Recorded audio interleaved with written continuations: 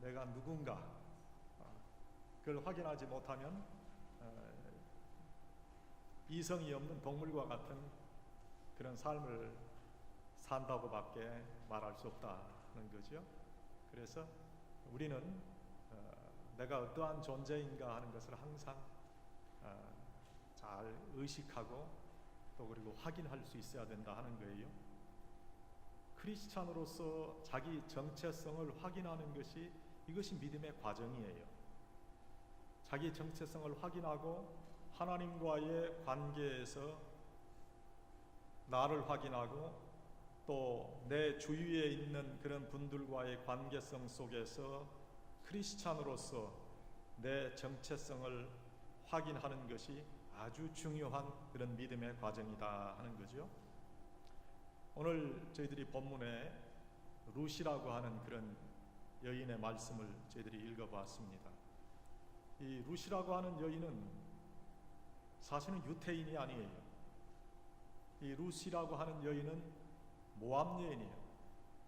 성경을 썼던 이 당시의 상황으로 되돌아가 보면 그 여인은 택함을 받은 유대인이 아니고 이방 백성이었다 하는 거예요. 성경을 좀 우리가 살펴보면은 오늘 말씀에 나오는 나오미라고 하는 그런 여인이 유대에 살고 있었는데 그 유대 흉년이 들었어요. 그래서 너무 살기가 어려워서 그 남편 엘리멜렉과 같이 모압이라는 곳으로 이주를 했어요. 요단을 건너서 요단 동편에 있는 모압 땅으로 가게 된 거죠. 그곳에서 말하자면 이민의 삶을 사는 거예요. 그런데 이민의 삶을 살았는데 참 뭐라 그럴까요? 우리 믿는 사람들의 그런 이야기는 아니지만은 세상 사람들의 표현으로 말하면 박복한 여인네야. 그래서 남편이 죽어요. 또 거기에 같이 갔던 두 아들 말론과 기련이라고 하는 이 두 아들이 또 죽어요. 그런데 이 말론과 기련이 유대에서 결혼을 한 것이 아니라 그 이민을 갔던 모압 땅에서 결혼을 해서 그 나오미의 며느리들이 이제 되게 됐는데 그 이방 여인 그 며느리들을 남겨놓고 또 아들 둘도 죽게 된다. 그래서 참 어려운 그런 삶을 살게 되는 거지요. 며느리 둘하고 이 나오미가 남겨져 있으니 그 여자들만이 사는 그런 삶이라는 것이 얼마나 어렵겠어요. 어려움을 겪다가 이제 그 며느리의 남편들, 그러니까 자기 아들 둘이 죽었으니까 며느리들한테 말하는 거죠. 자, 너희들 팔자 고쳐라. 너희들 아직 젊고 너희들은 이 모압에서 살던 그런 사람들이니까 다시 너희들 새 생활을 할 수 있도록 해라. 그렇게 이야기하지요. 그래서 그 오르바라고 하는 이 며느리는 새 삶을 찾아서 갔어요. 작별하고. 그런데 오늘 여기 나타나는 룻은 어머니 나오미를 떠나지 않고 한 번 어머니하고 내가 관계를 맺었으면 어머니는 내 어머니입니다. 나는 죽을 때까지 어머니와 함께 있겠습니다. 그렇게 말하는 거죠. 자, 제가 여러분에게 지금 말씀드리는 것은 어떤 그 룻이라고 하는 여인의 사람 됨됨이가 참 좋다 하는 그런데 제가 초점을 놓고 말씀드리는 것이 아니라 이 룻이라고 하는 여인이 자기가 하나님께서 택한 백성인 그 유대인과 같이 결혼해서 나도 유대인이 됐다고 하는 그러한 자부심을 가졌다는 거예요. 나는 비록 모압의 여인으로 이방 사람이었지만 이제는 하나님께서 택하고 복을 주신 그 유태인의 가문이 됐으니 이제 나는 절대로 이 유태인의 가문을 떠나지 않겠다 하는 그런 말씀을 오늘 저희들이 읽은 거예요. 그 여인이 이 나오미와 같이 이제 다시 나오미의 고향이었던 그 유대 베들레헴으로 돌아가는 거지요. 돌아가서 그곳에서 삶을 사는데 하나님께서 축복해 주셔서 이 룻이 좋은 그런 사람을 만나게 되지요. 지위도 있고 또 돈도 많고 아주 건강한 보아스라고 하는 그런 사람을 만나서 이제 새로운 그런 축복의 삶을 살게 되고, 또 이 나오미도 축복의 삶을 같이 살게 되는 그런 말씀을 기록해 주고 있어요. 이 말씀은 꼭 우리에게 주시는 그런 말씀하고 똑같아요. 우리도요, 사실은 이방 사람이거든요. 예수 그리스도의 십자가의 은혜를 몰랐던 사람들이에요, 우리는. 그러나 하나님께서 우리를 택해 주셔서 이제 하나님의 은혜 속에 들어왔고, 십자가의 은혜로 예수 그리스도의 그 십자가의 피가 내 심령에 흐르고 영생의 귀한 은혜를 알고 살아가는 그런 사람들로 하나님께서 나를 만들어 주셨기 때문에 다시는 우리가 전에 있던 그런 삶의 모습으로 돌아가지 않는다는 거예요. 이제는 예수 그리스도와 함께 살아가는 그런 사람들이 됐다. 이러한 우리의 자기 정체성을 우리가 확인할 수 있어야 된다는 거예요. 이 룻은 하나님의 자녀로서 자기 정체성을 확인한 거예요. 그리고 자신이 어떻게 해야 하는가에 대한 분명한 이해가 있었어요. 그 다음에 주위의 사람들과의 관계 속에서 하나님의 사람으로서 잘 처신을 했어요. 그러한 룻에게 오늘 본문에 보니까 다윗 왕의 조상이 되는 그런 축복을 허락해 주셨어요. 모든 고난에서 헤어나는 축복을 허락해 주셨다 하는 거예요. 그래서 신앙의 본질의 첫 번째는요, 내가 하나님의 자녀라고 하는 정체성을 항상 잊지 말아요. 하나님은 하나님의 자녀들을 돌보아 주신다는 이 확신이 없으면 신앙생활에 기쁨이 있을 수 없어요. 구원받은 그런 자녀로서 비록 완전 성화의 모습이 없을지라도 성결의 노력을 다하면서 하나님의 도우심을 구하는 그런 사람에게 하나님은 응답하시고 축복해 주세요. 내가 누구인가 하는 자기 질문이 정체성 확인의 첫 번 화두가 될 것이에요. 물론 인간론적인 추론과 설명이 있을 수도 있고 과학적으로 분석한 경험적 설명도 있을 수 있습니다. 그러나 기독교인들의 정체성은 창조주 되시고 구원주 되시는 하나님과의 관계를 통해서 확인되어야 돼요. 또한 자신의 주위에서 함께 관계를 가지며 살아가는 사람들과 역동성 가운데 자신의 위치를 알고 정체성을 확인한다 하는 거예요.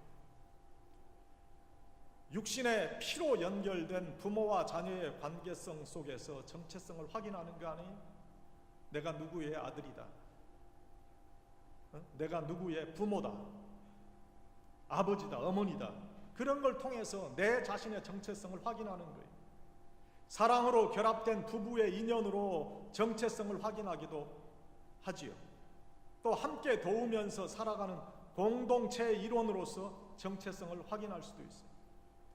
나라를 사랑하는 사람으로서 국민의 한 사람으로서의 정체성을 가질 수도 있어요. 우리는요, 이민자지요. 21세기에 이 미국 대륙에 이민 와서 특별히 워싱턴이라고 하는 이 특별한 지역에서 함께 살아가는 한인 이민자예요.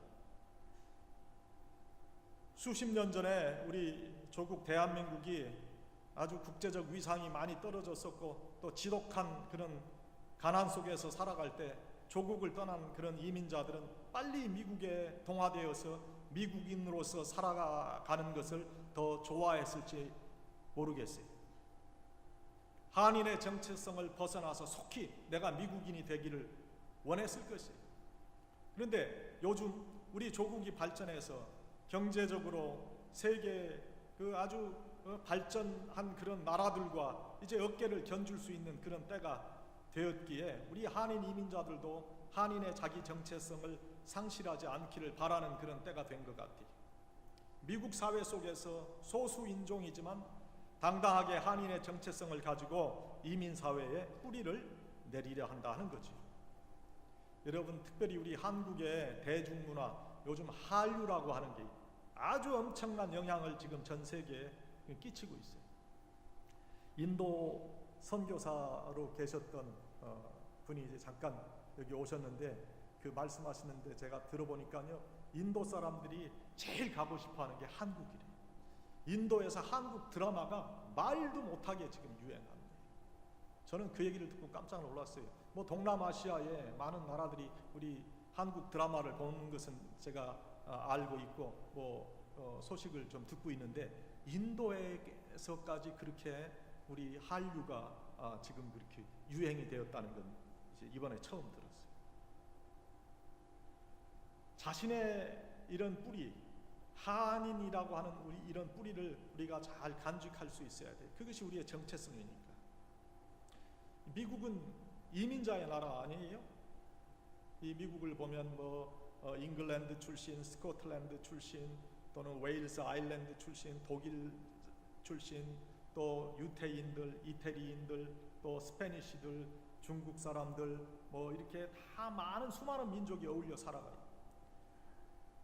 흑인들도 맨 처음에 시작은 노예 생활이었지만 이제는 자신들의 그 권리를 잘 찾기 위해서 굉장히 노력하잖아요.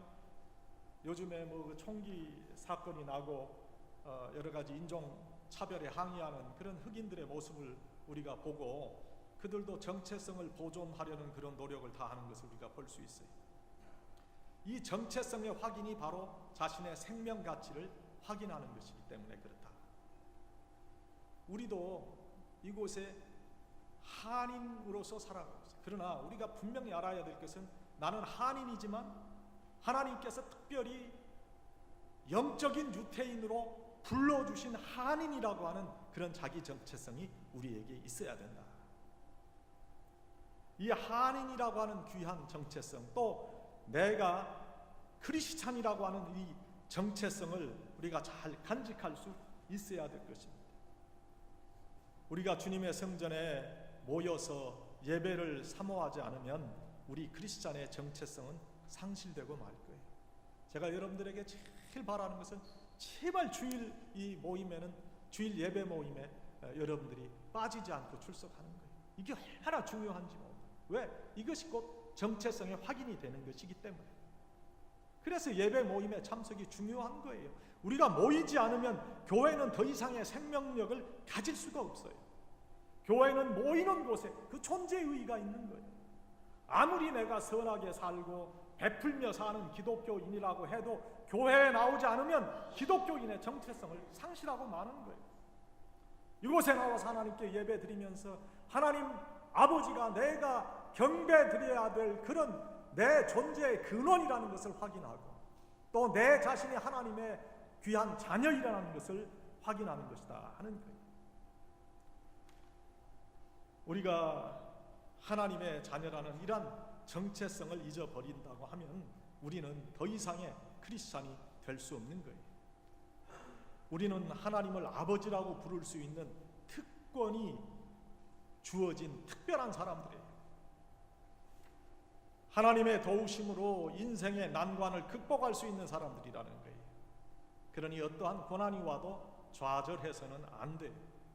열심히 성전에 모이기를 힘쓰고 기도하기를 힘써야 돼요.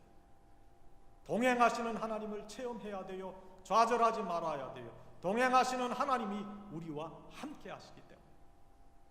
여러분, 어떤 때는 하나님이 계시는 것 같이 느껴지다가도 어떤 때는 하나님이 없는 것 같이 그렇게 느껴지는 그런 신앙을 우리가 가지고 있다면 우리가 정말 하나님 앞에 더욱더 가까이 가는 그런 사람으로 늘 하나님 안에서 내가 살고 있다는 그러한 귀한 확신을 체험으로 우리가 가질 수 있어요.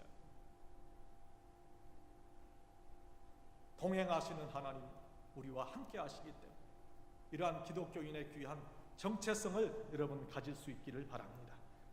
하나님의 자녀라는 그러한 정체성을 다시 한번 확인하시는 여러분 되시기를 바랍니다. 룻과 같이 나는 하나님께서 축복하신 그 유대인의 대열에 내가 지금 들어갔다 하는 그러한 룻의 고백과 같이 이제 우리도 하나님께서 함께 하시는 내가 영적 유대인이요 하나님의 택한 백성이라고 하는 귀한 그런 정체성을 다시 한번 여러분 마음속에 간직하시기를 주의 이름으로 축원합니다. 이제 나는 하나님의 자녀로서 어떻게 살아야 하는가? 하나님께서 나에게 원하시는 것이 무엇인가? 하나님께서 나에게 기대하는 것이 무엇인가? 그 하나님의 원하는 그런 하나님의 마음과 하나님의 기대에 부응하는 그런 생활이, 그것이 하나님의 자녀로서의 그런 생활이에요. 기대하시는 하나님께 어떠한 자녀가 되어야 됩니다. 어떠한 자녀가 되어야 된다고 생각하세요? 하나님의 말씀에 순종하고 마음과 뜻과 성품을 다해서 하나님을 사랑하고 주님의 몸된 교회를 사랑하는 사람으로서 자기 정체성을 확인하는 사람은 그리스도인의 삶을 살아야 합니다. 룻을 보세요. 그 어머니에게 얼마나 효도하는 그 귀한 마음을 가지고 삽니까? 어머니를 위해서 그 가서 이삭을 줍잖아요. 자기를 위해서 이삭을 준 게 아니에요. 어머니를 위해서 이삭을 줍고 어머니를 위해서 최선을 다하는 그 귀한 모습, 어머니의 삶을 위해서 자신의 삶을 바치는 그러한 귀한 모습을 우리가 보잖아요. 우리 그리스도인들도 나를 위해서 사는 사람이 아니라 남을 위해서 사는 그런 사람이 돼야 된다는 거죠. 그러한 삶을 사는 능력 어디서 나옵니까? 그건 정직함이라고 생각합니다. 정직함은요, 인간의 품성의 가장 중요한 요소입니다. 영어에도 honesty is the best polish라는 그런 말이 있어요. 아무리 사람이 자신의 본 모습을 가리고 위장한다고 해도 가지고 있는 본 마음이 언젠가는 드러나게 돼 있어요. 드러난 후에 낭패를 당하는 것보다는 당장에 창피스럽고 실수한 것에 대해 수치스러운 마음이 들더라도 솔직하고 정직하게 자신의 모습을 보이는 것이 올바른 인간관계의 처세입니다. 하나님 앞에서도 내가 하나님 앞에 죄진 것 있으면 하나님 앞에 나와서 회개하고 하나님의 속죄의 은혜를 얻어야 돼요. 올바른 인간관계의 처세입니다. 정직하지 못한 사람은 구차하게 변명합니다. 자신의 잘못을 남에게 전가시킵니다. 또 거짓말을 하고 자신의 유익을 구하려고 합니다. 남을 속이기까지 합니다. 그러나 하나님의 사람들은 정직하게 살아가요. 정직함은 단순한 인간관계의 처세술이 아니에요. 정직함은 인간의 당연하고 사람 사이에 지켜야 할 그런 이치고 윤리입니다. 정직하지 못한 방법으로 일을 처리해서는 안 돼요. 돈을 벌려고 해도 안 됩니다. 제가 신문을 보고 깜짝 놀랐어요. 며칠 전에 한국에서 일어난 일입니다. 세금을 안 내는 거예요. 그러니까 세금 안 내는 걸 뭐라 그래요? 탈세한다고 그러죠. 세금을 안 내는 그런 사람들이요, 그걸 다 조사를 해서 요즘에 그 세금을 다 걷어내는 그런 일들을 하고 조사를 하는데, 어떤 사람을 조사를 했더니 10억을 안 냈어요. 10억이면 얼마죠? 100만 불인가요? 우리 돈으로 100만 불이죠. 100만 불의 세금을 안 냈어. 그런데 보니까 11조를 여러분, 그 11조를 하나님께서 받으시겠어요? 아니, 도둑질 하는 사람이 탈세한 건 도둑질 한 거 아니에요. 어? 정부의 돈을 도둑질한 거예요. 그런데 자신은 기독교인이라고 내가 하나님 앞에 11조 한다고 11조 그 한 금액이 거기 있더라는 거예요. 다 조사해 보니까. 그러니 우리가 세상 사람들에게 욕을 먹는 거예요.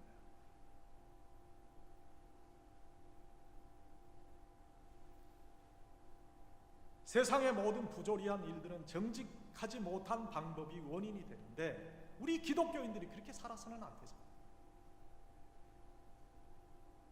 그것이 세상 사는 어떤 지혜입니까? 그건 지혜가 아니에요. 미국의 초대 대통령이었던 조지 워싱턴의 그런 일을 여러분 다 기억하시죠? 어린 시절 선물 받은 도끼를 사용해서 아버지가 애지중지 아끼던 벚나무를 마구 찍고 난 후 아버지에게 잘못을 정직하게 다 이야기했다는 이야기를 다 아시는 줄 압니다. 정직한 그의 모습을 본 후에 그 아버지가 조지 워싱턴을 용서해 주었다는 것이죠. 사소한 일이라고 해서 정직하지 않게 처리하고 자세히 알 수 없는 일이라고 교묘하게 위장하는 그런 일, 영어로 그걸 뭐라고 그래요? 매니플레이션이라고 그러잖아요. 또 과장되게 포장하는 이런 일들 모두 정직한 일이 아닙니다. 교회 공동체를 비롯한 사회의 정의와 윤리는 인간관계의 정직한 관계의 근거를 둬요. 요즘 우리 주위에 나타나는 가슴 아픈 일들이 모두 이 정직함의 상실에 기인하는 겁니다. 인간은 실수할 수 있어요. 그런데 실수하는 인간을 오히려 인간적이라고 말할 수 있어요.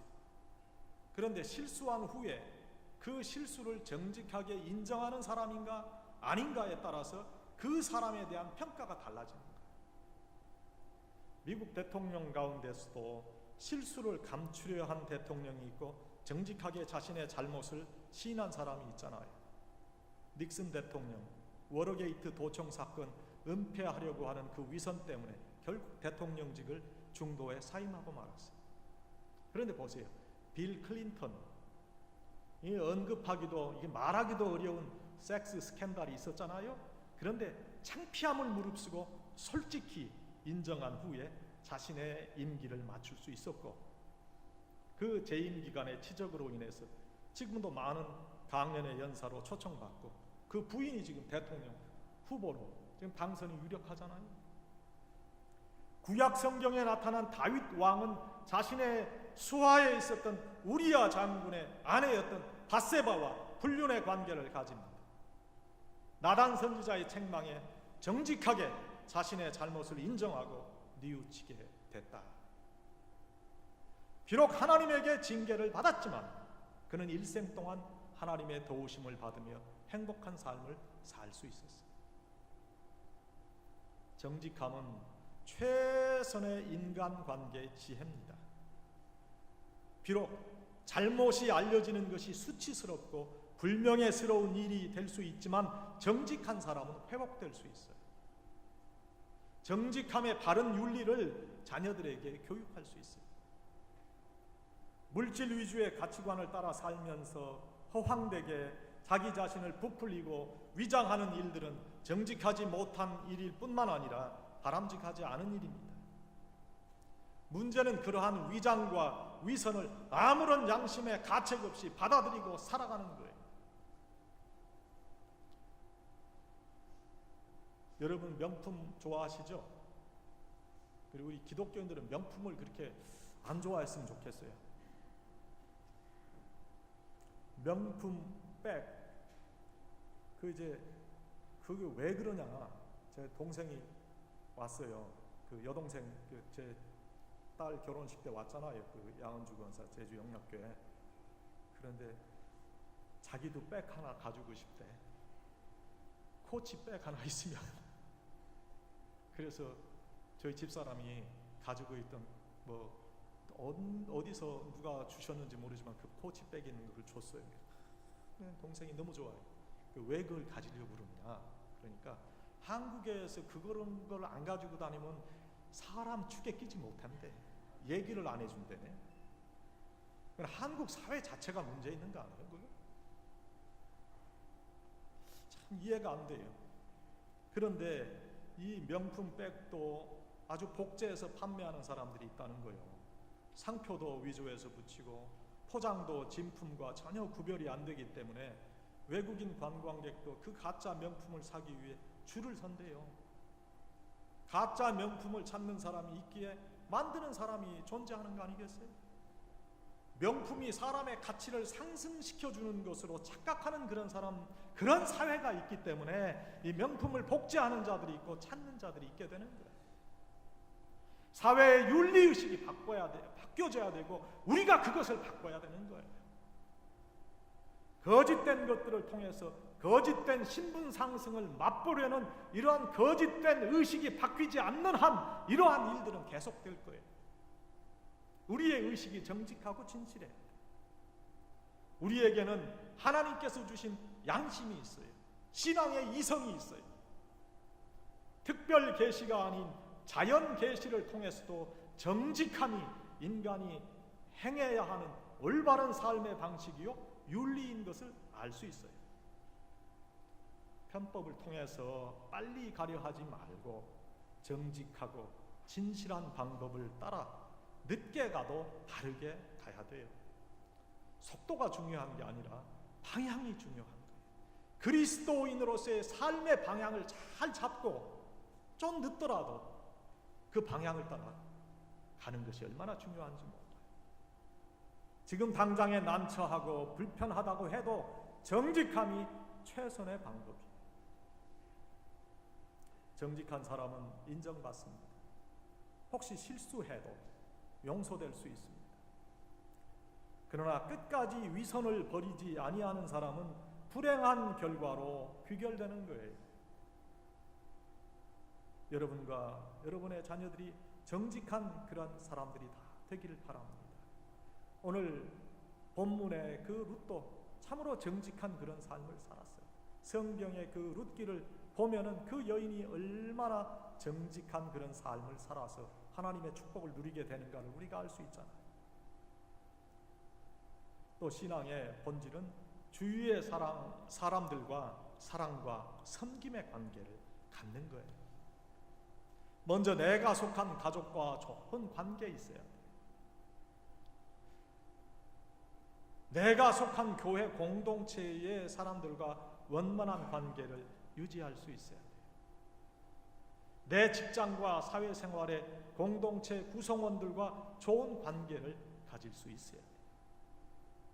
그리고 남을 위해 살 수 있는 그런 노력을 내가 할 수 있어야 됩니다. 그때 룻과 같이 회복되는 그런 축복을 누릴 수 있는 거예요. 사랑하는 여러분, 우리가 이러한 신앙의 체험이 있어야 돼요. 내가 하나님의 말씀대로 살았더니 하나님께서 나를 이렇게 도와주셨다.